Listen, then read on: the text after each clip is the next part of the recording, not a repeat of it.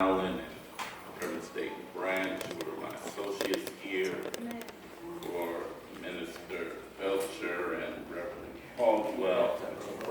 For all of you who are here this morning, we greet you in the name of our Lord and Savior, Jesus Christ. Greetings in His name. In the name of the Father, Amen. and of the Son, Yes. and of the Holy Ghost. Amen. Amen. The sermon this morning is taken from the 16th Psalm. The 16th Psalm. And the title of the sermon is Confidence in God.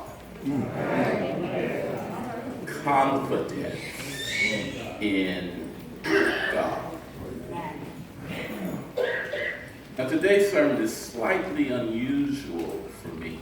First of all, I generally use the Psalms as our collective or responsive reading because the Psalms lend themselves to a collective praise from the congregation. Yes. Amen. Yes. But today, because we have a special litany for our Walltown reunion, I'm using the psalm in the sermon. But second, I generally select a particular verse or passage to focus on for the sermon. But as I read and reread this psalm, the whole thing just came out to me. And so instead of just having a verse, I want to look at the whole psalm this morning. And as I was reading and studying this psalm, I found that the psalm is an expression of confidence in God. The psalmist says in verse 2, I said to the Lord, you are my Lord. I have nothing good besides you. This is a man who has tried other things and has sought other resources and found that only in God does he have what he needs. Amen. You can't say, I have nothing good besides you, unless you've tried other means. Now, I'm not going to try to speculate on what the psalmist has done, whether he's tried friends or family members, but what we can say is that from whatever source that left him disappointed, he found that in God, he has all that he needs. This is why he says, you are my Lord. I have nothing good besides you. He's tried all that he knew and found that there is nothing good besides the Lord. You know, all of us have to come to this point in our lives. We would hope that we would come to this point sooner than later, but all of us have to come to this point in our lives. No one here can say that they haven't been out in the world and tried things their own way. No one here can say that they haven't tried to do things their own way and sought to do things the best that they knew how. Who hasn't had friends or family that when you were in trouble found that you couldn't rely on everyone? See, we've all been where the psalmist has been. But like the psalmist, I hope that we have found that only in the Lord do we have all that we need. Say so. Sure, we can count on our family sometimes. We can count on friends sometimes Sometimes. we can count on the Lord all the time.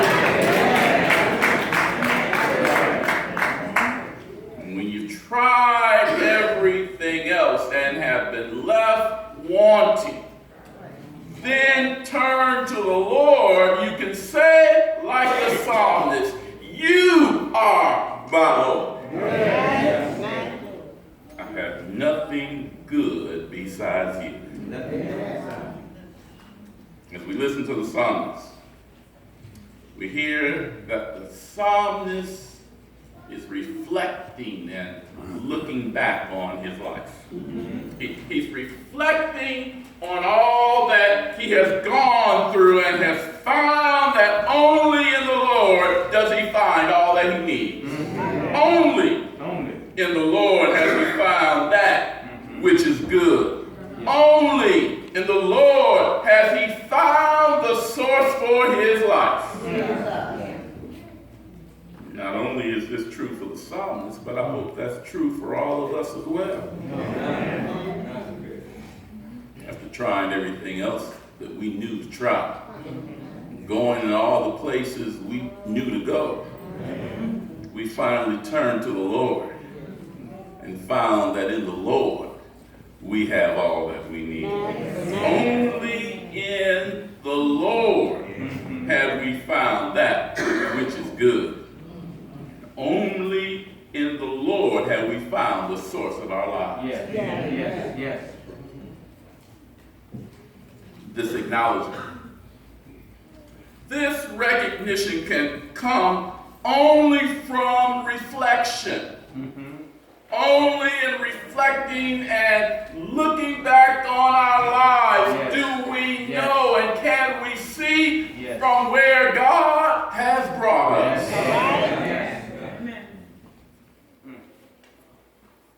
Only by reflection do we know that God has kept us.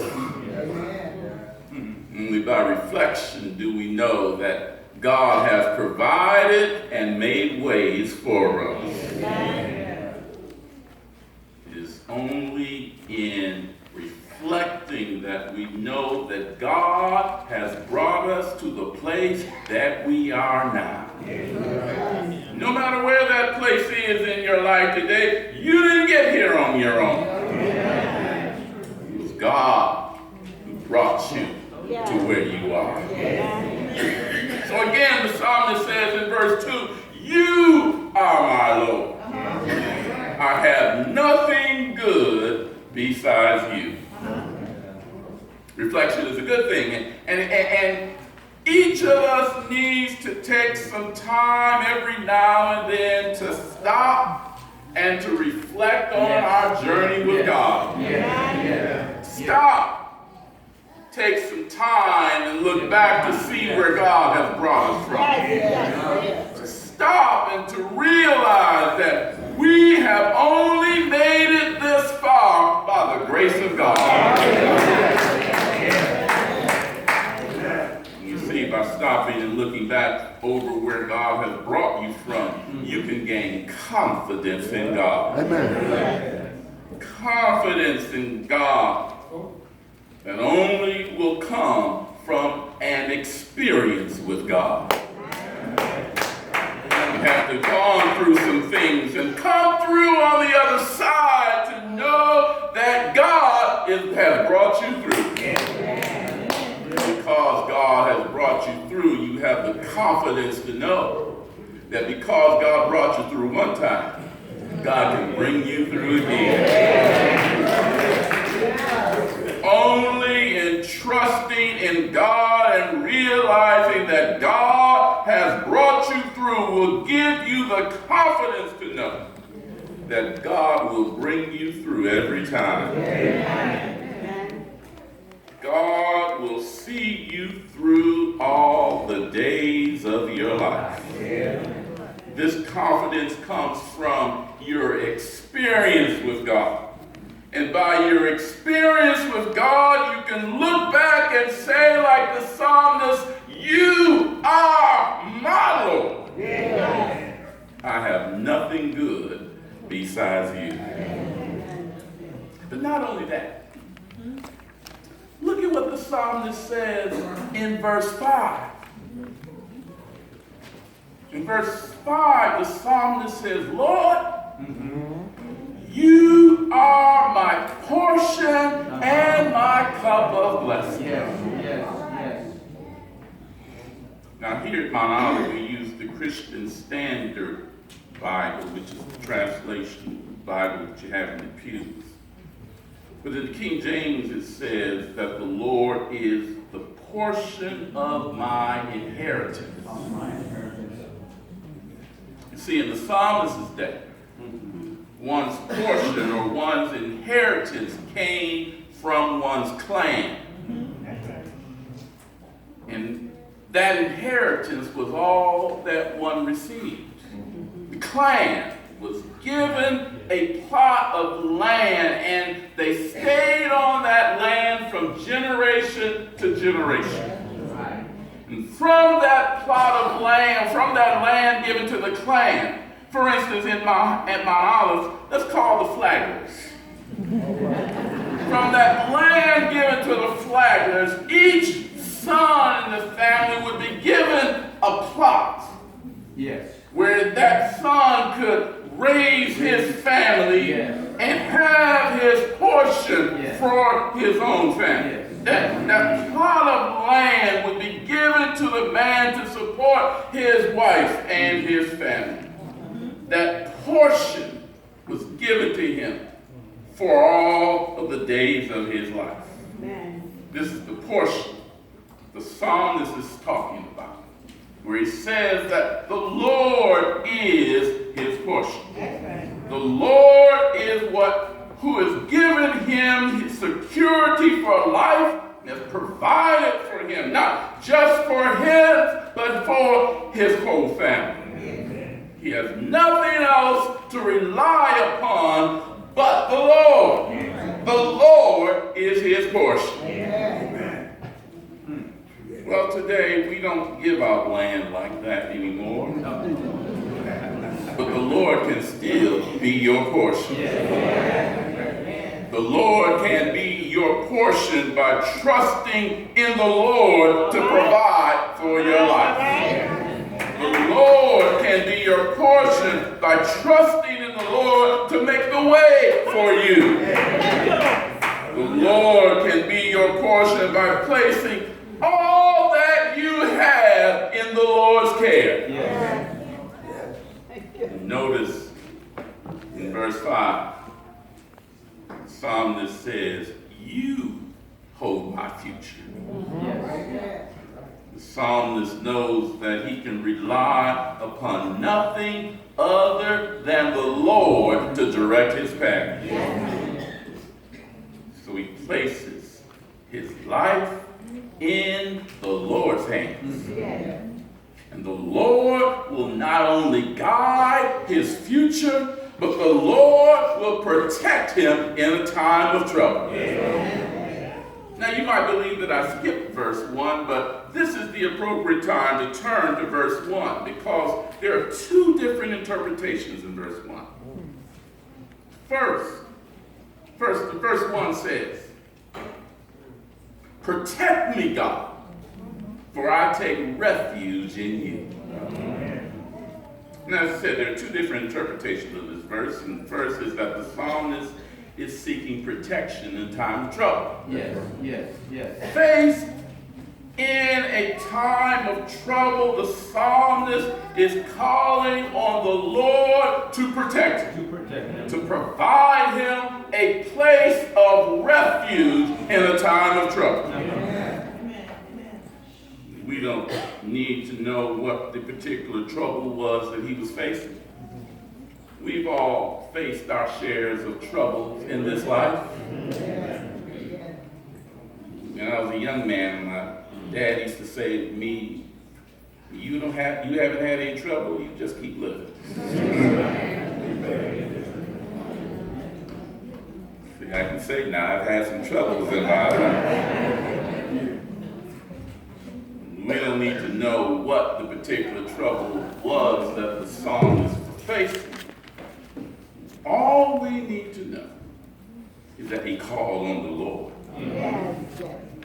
And while we don't know what trouble it was, just substitute your own trouble and put it in that verse. Whatever the psalmist was referring to in this verse, we can put our own trouble there and say that the Lord will protect us in a time of trouble. Facing trouble in the storm in the life, the psalmist calls out, "Protect me, God, for I take refuge in you." Amen. Who else can we take refuge in other than God? But that was just one interpretation of the verse. But here's the interpretation that I favor.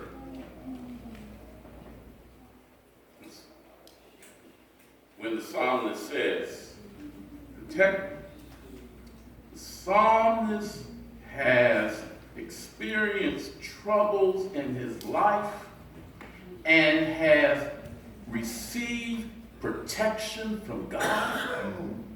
So this verse is not so much a call, but instead a vote of confidence.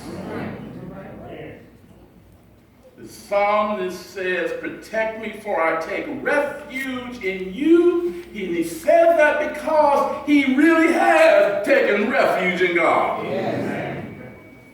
He found when he was in his time of trouble that instead of turning to one side or the other, or turning to friends, or turning to neighbors, turning to those who he found he could not trust, when he turned to the Lord, he found that he could have refuge in God. So he says this in a way of confidence: "You protect me in time of trouble, and I take refuge in you." The psalmist has the confidence to know that he can trust God and place his future in God's hands. And yes, he knows that more troubles are going to come. You know, storms will blow away. But after a little while, another storm will come. He's been protected in the past, but he knows new storms are on the horizon. But because he has taken refuge in God, he's not worried about the new storms. God has been his refuge, and he knows that God will protect him in his time of trouble. That's why I prefer this interpretation, because it's a sign of confidence in God. And I believe the psalmist says, "I take refuge in you," from this position of confidence. Because he knows that he is secure in having refuge in God, he can have the confidence to say, "I put my life in your hands." But notice something.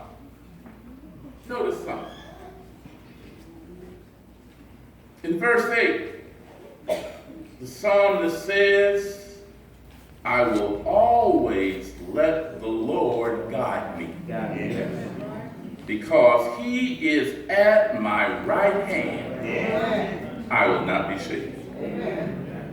Not only has the Lord protected him such that the psalmist can take shelter in the Lord, the psalmist says that the Lord has always guided him. Whatever path the psalmist has taken, the Lord is the one who guided him. And let me tell you something about the Lord. The Lord's guidance is better than any GPS.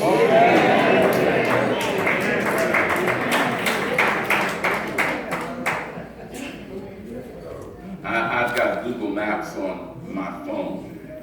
I have a very close friend who's trying to turn me on to something called Waze. And He learned about that from his son. And supposedly this Waze app is better than Google Maps because not only will it give you a direction, but it will tell you about all the hazards and traffic tie-ups that are down the road. But let me tell you about this. Psalmist didn't have a phone, didn't have any apps. But the psalmist said that he would always let the Lord be his guide. Not only will the Lord be your guide, the psalmist says that the Lord is at his right hand. Now I must acknowledge that the psalmist, like many of us, come from a society that's dominated with right-handed people. And to be right-handed in that society is considered to be normal. See that? And I don't know how many of you remember that there was a time, and it wasn't too long ago when I was in school, that if you entered kindergarten with a proclivity for being left-handed, they would teach you to use your right hand. Well, I'm thankful today that they don't do that anymore. Because my daughter is left-handed. And she's learned and has been given the ability to have free expression with her left hand. So I guess today that my daughter, when she grows up, will learn to say that the Lord is at her left hand.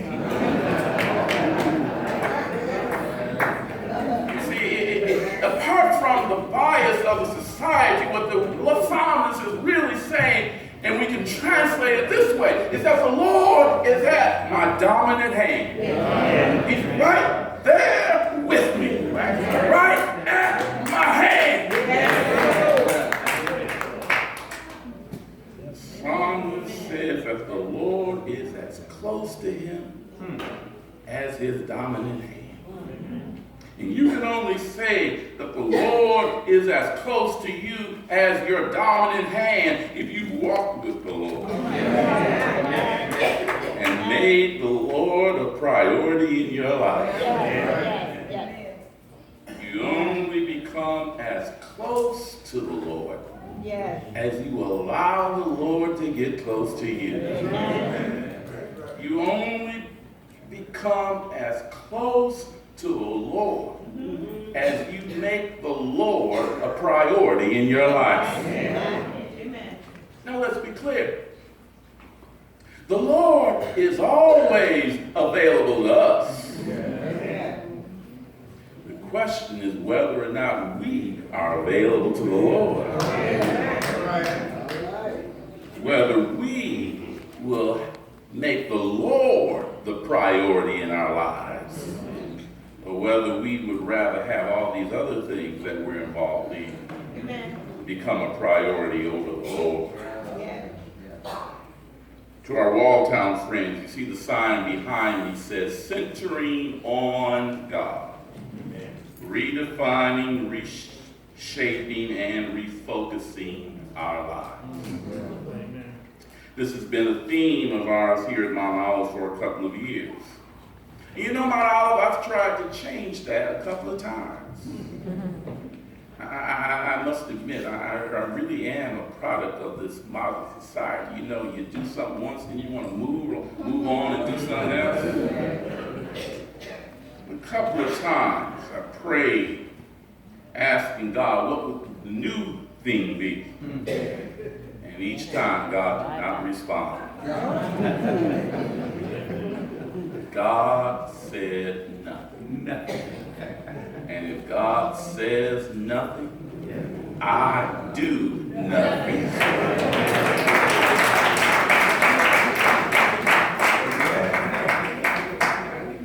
I'm not really sure what God is trying to say to us other than we really haven't sufficiently taken the time we need to center ourselves every day.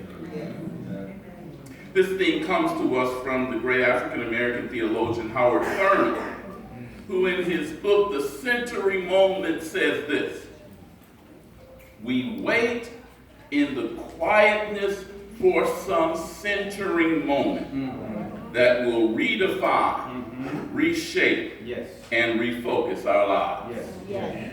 That centering moment comes in quietness and prayer. Amen. When we can be still and quiet with God. Amen. And we need to be quiet with God. Yes. For as I tell my olives, prayer is a conversation. Yes.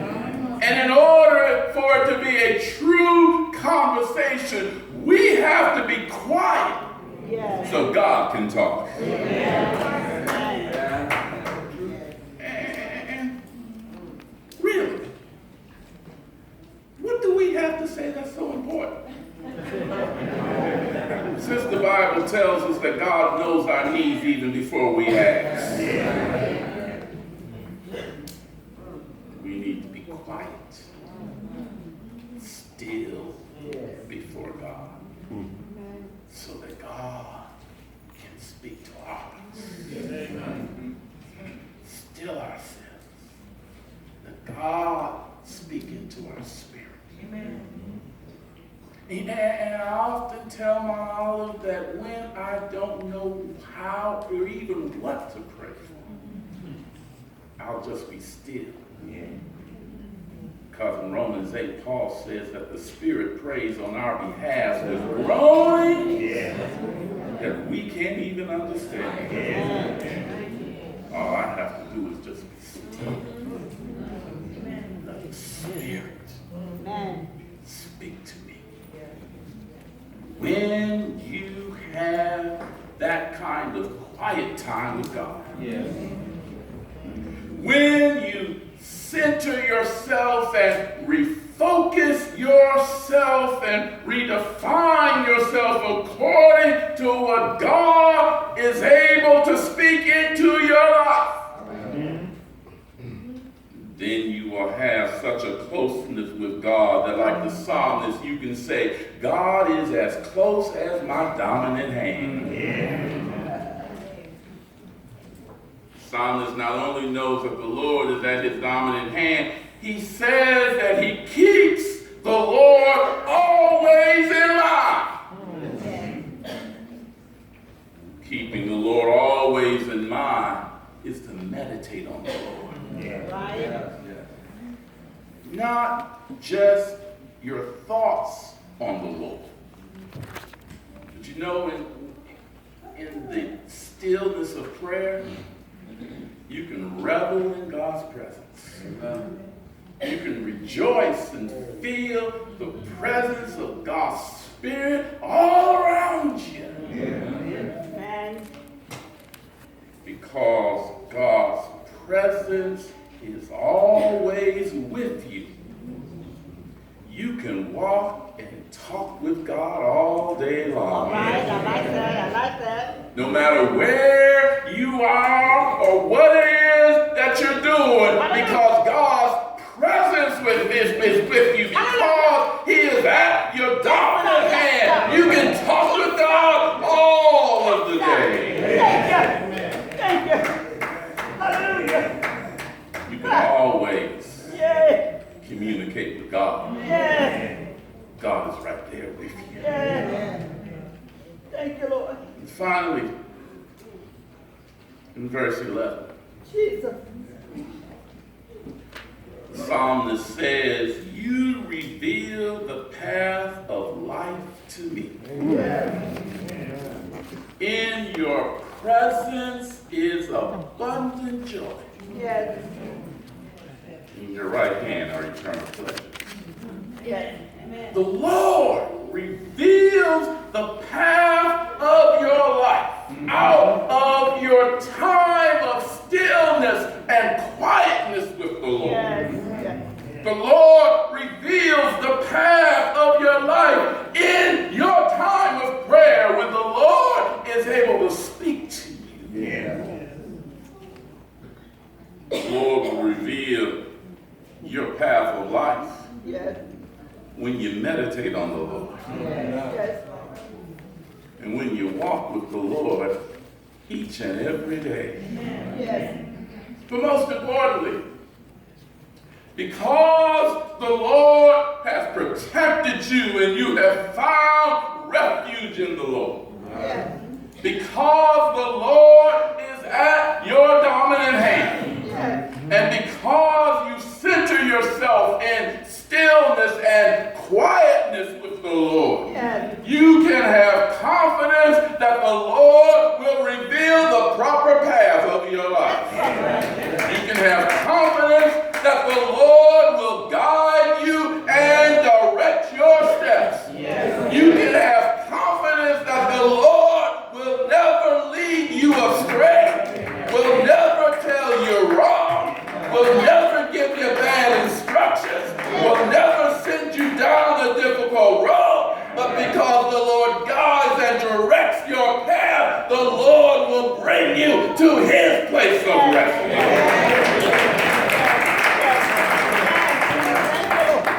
Glory. And what a joy it is to have that kind of confidence in God. Yes. To know that no matter what I face in this life, God's going to bring me through. To know that no matter what situation comes in my life, I can take refuge in God. To know that if I would just keep still and quiet and allow the Lord to speak into my life, no matter what God says will be right for me because the Lord directs my path. I'm glad I have that kind of confidence in the Lord. He's never failed me yet. Never left me forsaken. Never left me alone. But I can say that all of the days that I follow the Lord has guided me. When you have that kind of confidence in God, the God will direct your path.